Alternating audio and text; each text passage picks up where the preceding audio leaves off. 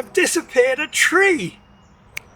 The old Raby's seen better days, so I've recently upgraded to this. 40 volts, 2.5 AH battery, could last a bit longer, but it does at least charge really quickly. First job was to cut a face notch in the back of the tree to create a hinge to guide the tree in the right direction when it falls. Next up, I needed a back cut to establish a hinge. Not a bad angle of cut this, but I thought it was a bit low on the other side, so I altered it slightly.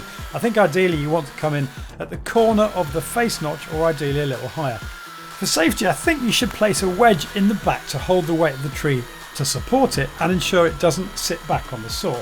But my tree was only small, so I didn't bother with this measure. The tree is already slightly going in the right direction, and there's my hinge. The right thickness? Tree surgeons let me know.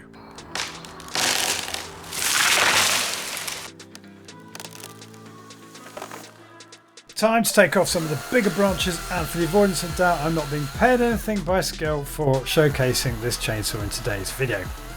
I do like this saw though, and I'm playing it in real time, not tool sped up, just to show you how quickly it's cutting through each branch.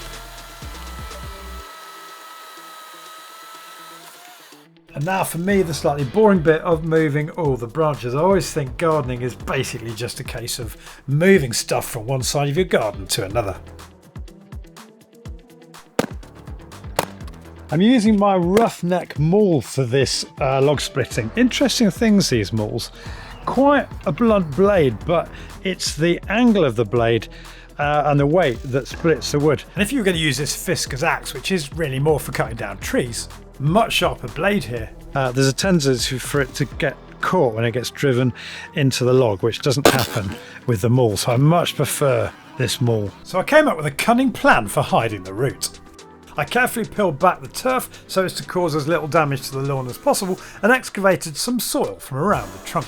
This allowed me to just about get the chainsaw in far enough below the level of the turf to enable me to re-turf above the root with a bit of topsoil to support the growth of the grass seed. Well, that's the plan anyway. That cut drained the battery, so whilst it was recharging, I thought I'd get my trusty maul out again to remove some of the trunk to make the next cut a bit easier. About half an hour later, the battery's charged, so off I go again. Another clump with the maul, and the trunk is entirely removed. I then removed any high areas and scored the top of it just to assist with the rotting process. With this done, I could put back down the peeled away turf and finally reseed the area where the trunk was, covering the surface with topsoil to stop the birds eating the seed. I find this works really well, and the seed will come up through it after a week or two, assuming the weather keeps getting warmer. Hope you found that useful, and it would be great to have you subscribe so you don't miss out on my new videos.